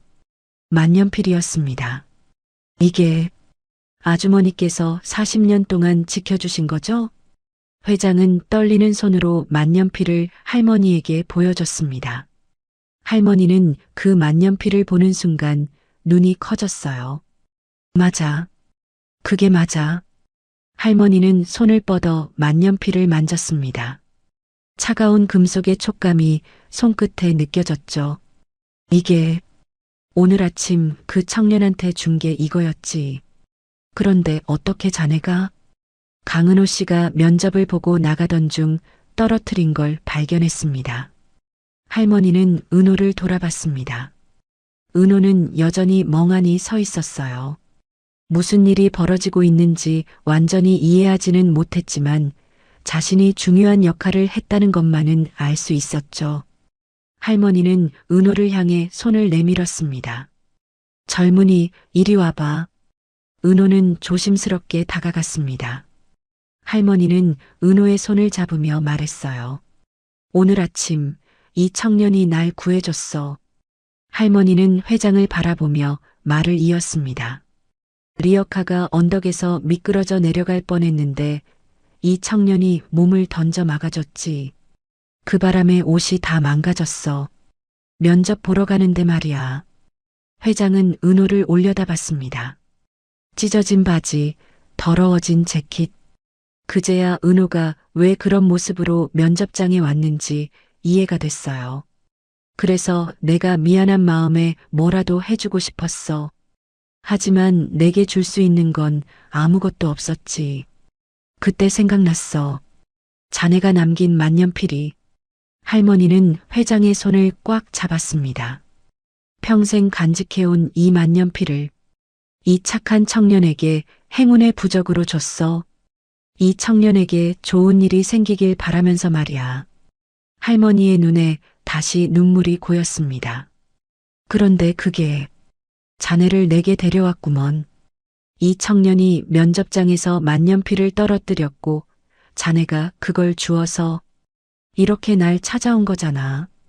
할머니는 은호와 회장을 번갈아 보며 말했습니다. 인연이란 게 참 신기해. 40년 전에 자네를 살렸고 오늘은 이 청년이 날 살렸고 그 청년이 다시 자네와 나를 만나게 해줬으니. 회장은 은호를 바라봤습니다. 그 눈빛에는 깊은 감사가 담겨 있었어요. 고맙네, 강은호 씨. 자네가 아니었으면 나는 평생 아주머니를 찾지 못했을 거야. 회장은 천천히 일어났습니다.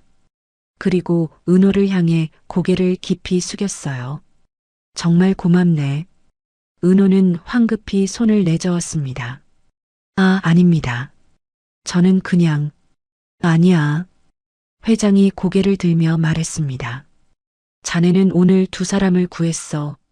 아주머니의 생명을 구했고 나의 40년 수건을 풀어줬지. 회장은 은호의 어깨에 쌓인 눈을 털어주었습니다. 마치 아들을 대하듯 다정한 손길이었어요.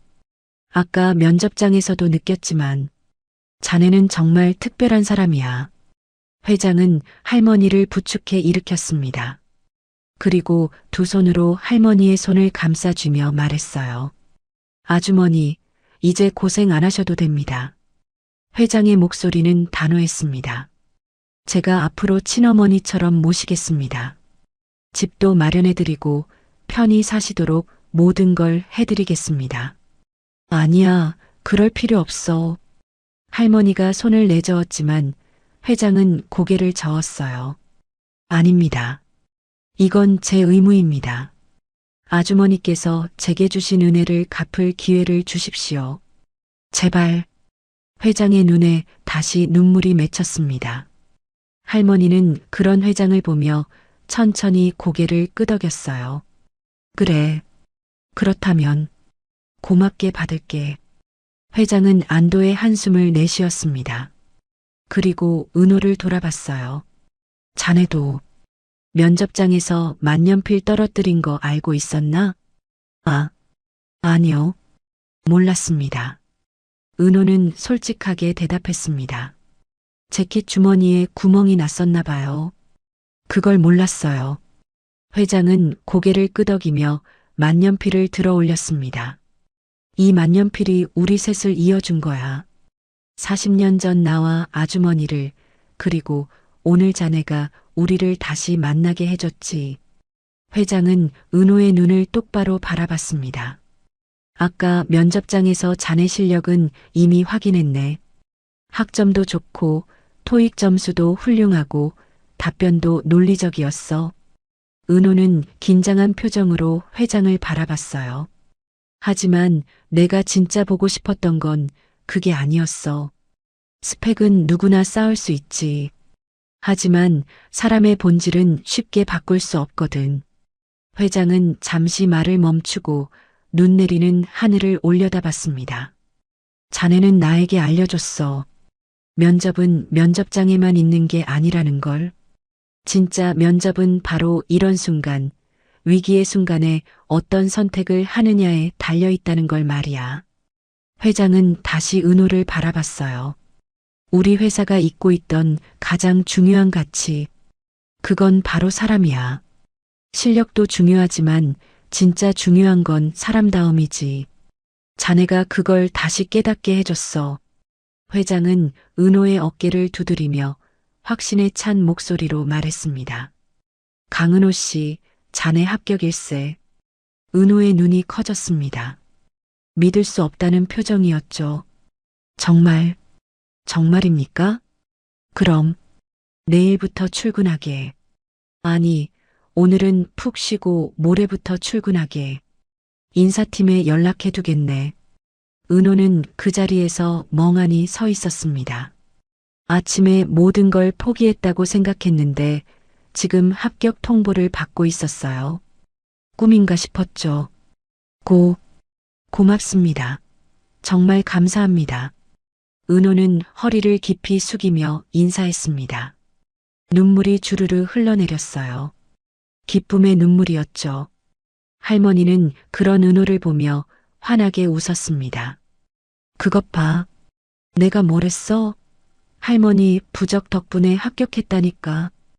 은호는 할머니를 보며 웃었습니다.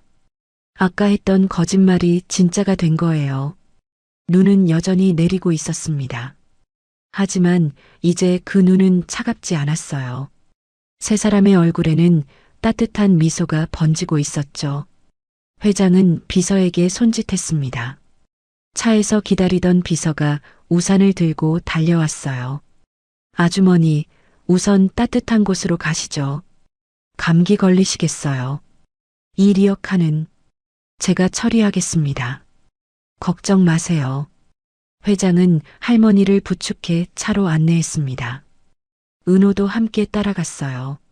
차에 탄 세 사람은 서로를 바라보며 미소 지었습니다. 40년의 세월이 만들어낸 기적 같은 만남이었죠. 차가 출발하며 골목을 벗어났습니다. 리어카만 홀로 눈 속에 남겨졌지만 이제 할머니는 더 이상 그 무거운 짐을 끌지 않아도 되었어요. 1년이 지났습니다. 따스한 햇살이 창문을 통해 방 안으로 들어왔어요. 할머니는 천천히 눈을 떴습니다. 포근한 이불 속에서 몸을 뒤척이며 기지개를 켰죠. 손을 뻗어 옆 탁자 위의 시계를 확인했습니다. 아침 7시 30분. 호호, 오늘도 잘 잤네. 할머니는 흐뭇한 미소를 지으며 일어나 앉았습니다. 1년 전만 해도 상상도 못했던 일이었어요. 따뜻한 방, 폭신한 침대, 깨끗한 이불. 모든 게 꿈만 같았죠. 할머니는 침대에서 내려와 창문을 열었습니다. 신축 아파트 10층에서 내려다 보이는 풍경은 아름다웠어요. 멀리 산이 보였고 아파트 단지 안에는 잘 가꿔진 정원이 있었죠. 참 좋은 곳이야. 할머니는 중얼거리며 창문을 닫았습니다. 그리고 거실로 나왔어요. 깨끗하고 따뜻한 거실에는 아담한 소파와 텔레비전이 있었고 식탁 위에는 어제 회장이 보내준 과일 바구니가 놓여 있었죠. 부엌으로 향한 할머니는 냉장고를 열었습니다. 반찬통이 가득 들어 있었어요. 회장이 고용한 가정부 아주머니가 일주일에 3번씩 와서 반찬을 만들어주고 청소도 해줬죠.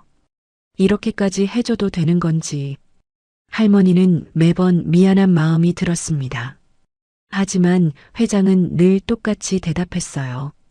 아주머니께서 제게 주신 은혜에 비하면 이건 아무것도 아닙니다. 할머니는 간단히 아침을 차려 먹었습니다. 따뜻한 미역국과 밥, 그리고 맛있는 반찬들. 혼자 먹기 아까울 정도로 푸짐했죠. 식사를 마치고 설거지를 하는데 초인종이 울렸습니다.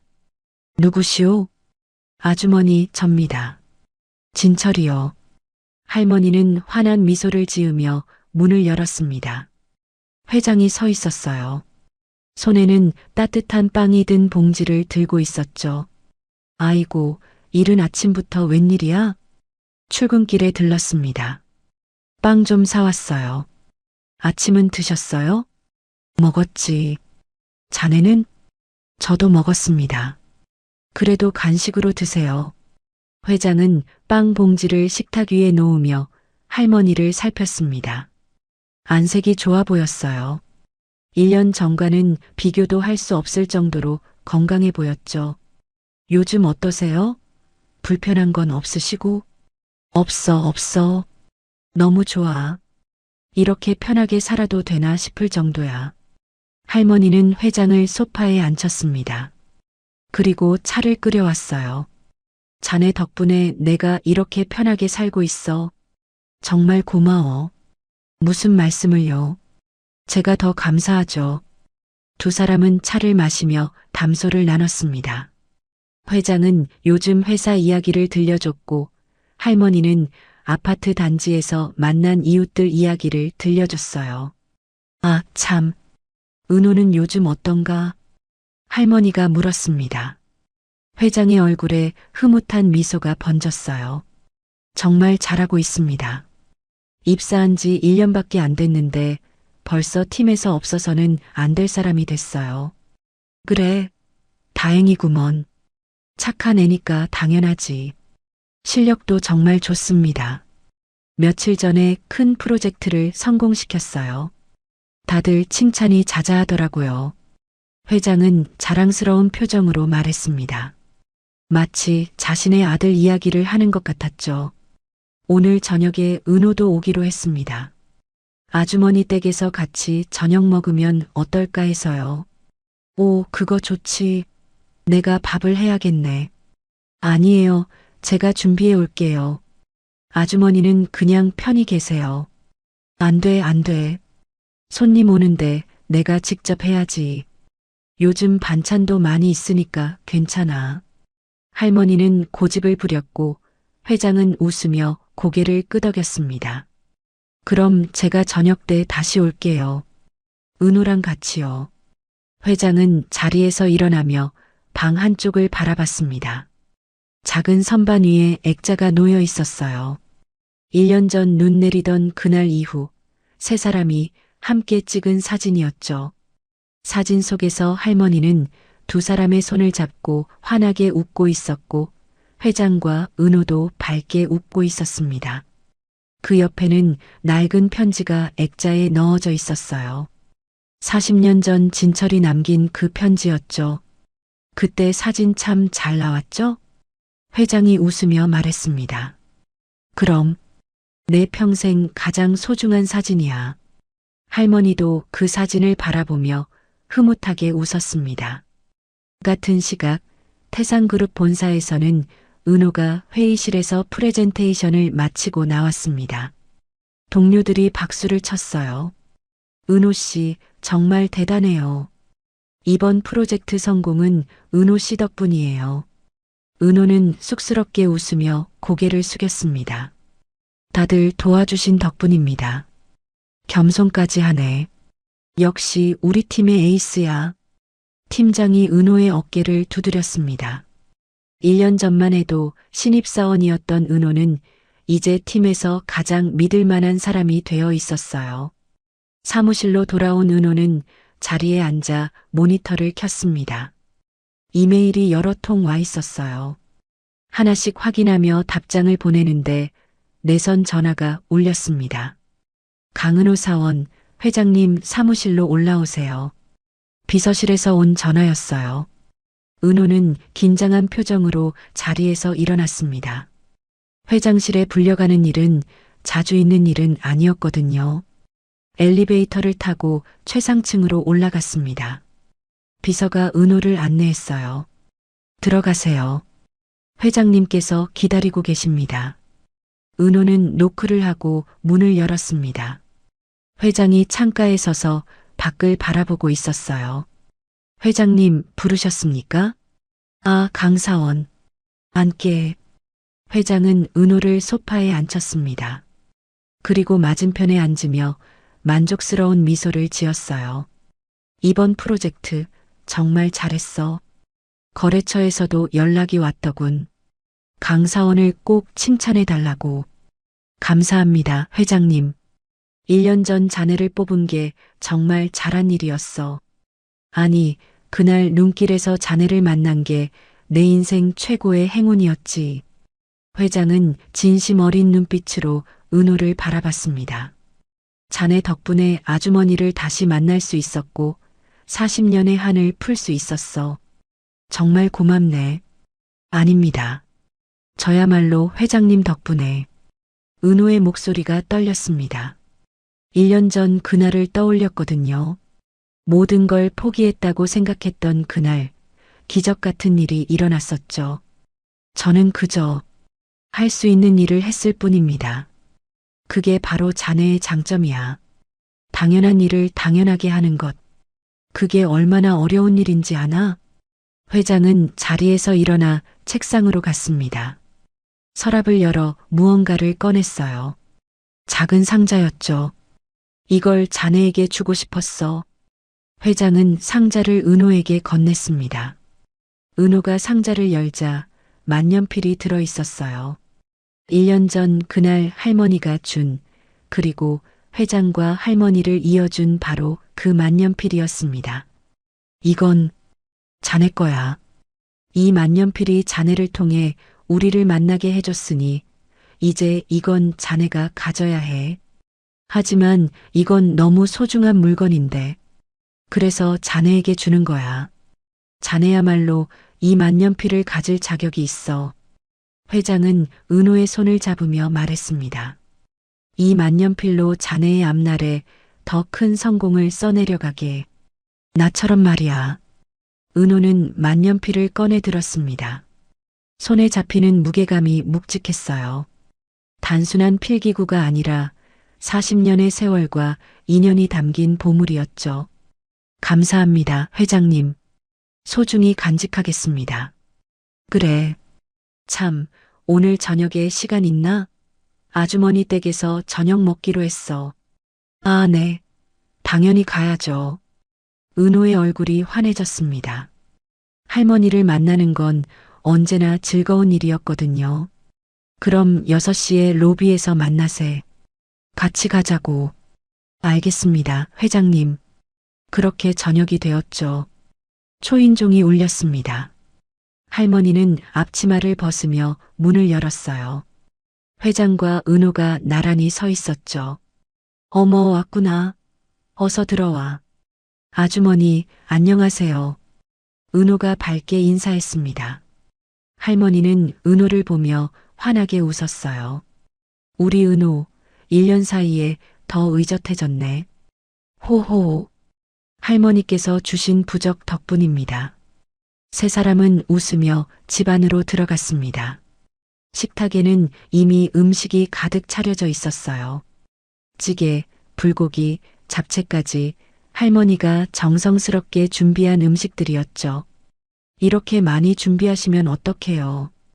회장이 걱정스럽게 말했지만 할머니는 손을 내저었습니다. 괜찮아. 너희가 와준다니까 얼마나 기쁜데. 이 정도는 해야지. 세 사람은 식탁에 둘러앉았습니다. 회장이 소주를 따르고 은호는 할머니께 물을 따라드렸어요. 자, 건배. 세 사람의 잔이 부딪혔습니다. 맑은 소리가 울렸죠. 정말 감사합니다. 1년 전 그날이 없었다면. 은호가 말을 시작했습니다. 저는 지금 어떻게 살고 있을까요? 생각만 해도 아찔해요. 나도 그래. 회장이 고개를 끄덕였습니다. 그날이 아니었다면 나는 평생 아주머니를 찾지 못했을 거야. 가슴에 한을 품고 살았겠지. 할머니는 두 사람을 번갈아 보며 미소 지었습니다. 우리 셋 다 행운아야. 서로가 서로를 살렸으니까. 할머니의 말에 회장과 은호는 고개를 끄덕였어요. 정말 그랬습니다. 참, 은호야. 요즘 회사 생활은 어때? 할머니가 물었습니다. 정말 좋아요, 할머니. 동료들도 좋고, 일도 재미있고, 매일 감사하며 살고 있어요. 그래, 다행이구나. 힘든 일 있으면 언제든 할머니한테 말해. 네, 할머니. 식사를 하는 동안 세 사람은 끊임없이 이야기를 나눴습니다. 웃음소리가 집안을 가득 채웠어요. 따뜻하고 행복한 시간이었죠. 식사를 마치고 설거지를 할 때였습니다. 창밖을 보던 할머니가 소리쳤어요. 어머, 눈이 온다. 회장과 은호가 창가로 달려갔습니다. 정말로 눈이 내리고 있었어요. 작은 눈송이들이 하늘에서 천천히 내려오고 있었죠. 올겨울 첫눈이네. 회장이 중얼거렸습니다. 1년 전 그날도 이렇게 눈이 내렸었죠. 첫눈이면 소원을 빌어야지. 할머니가 손을 모으며 눈을 감았습니다. 회장과 은호도 따라서 손을 모았어요. 우리 셋이 계속 건강하고 행복하기를. 세 사람은 같은 마음으로 소원을 빌었습니다. 은호는 할머니의 집을 나와 집으로 향했습니다. 눈은 계속 내리고 있었고 거리는 하얗게 변해가고 있었어요. 횡단보도 앞에 섰습니다. 신호를 기다리며 은호는 코트 안주머니에 손을 넣었어요. 만년필이 손에 잡혔죠. 은호는 만년필을 꺼내 들여다봤습니다. 가로등 불빛에 만년필이 은은하게 반짝였어요. 이 만년필 하나가 우리 세 사람을 이어줬다니. 은호는 미소 지으며 만년필을 다시 주머니에 넣었습니다. 신호가 바뀌었고 은호는 횡단보도를 건너기 시작했어요. 눈은 계속 내렸습니다. 은호의 어깨에, 머리에, 온 세상에 하얗게 내려앉았죠. 은호는 걸으며 하늘을 올려다봤습니다. 어머니, 아버지, 보고 계시죠? 저 이렇게 잘 살고 있어요. 은호의 눈시울이 뜨거워졌습니다. 하지만 슬픔이 아니었어요. 감사함이었죠. 1년 전 그날 폭설 속에서 모든 것을 잃었다고 생각했습니다. 하지만 그날은 끝이 아니라 시작이었어요. 새로운 인연의 시작, 새로운 삶의 시작이었죠. 은호는 주머니 속 만년필을 다시 한번 만졌습니다. 따뜻했어요. 마치 살아있는 것처럼요. 이 만년필처럼 나도 누군가에게 따뜻한 사람이 되어야지. 은호는 그렇게 다짐하며 걸었습니다. 눈 내리는 거리를 따라 미래를 향해 한 걸음 한 걸음 나아갔습니다. 오늘의 이야기가 당신의 마음에 작은 울림을 드렸다면 앞으로도 당신의 나날에 잔잔한 위로가 될 이야기들로 찾아뵐 수 있도록 구독과 좋아요를 눌러주세요. 그리고 사연의 주인공을 위한 따뜻한 말씀도 댓글로 부탁드립니다. 당신의 오늘을 늘 응원합니다. 인생 나날이었습니다.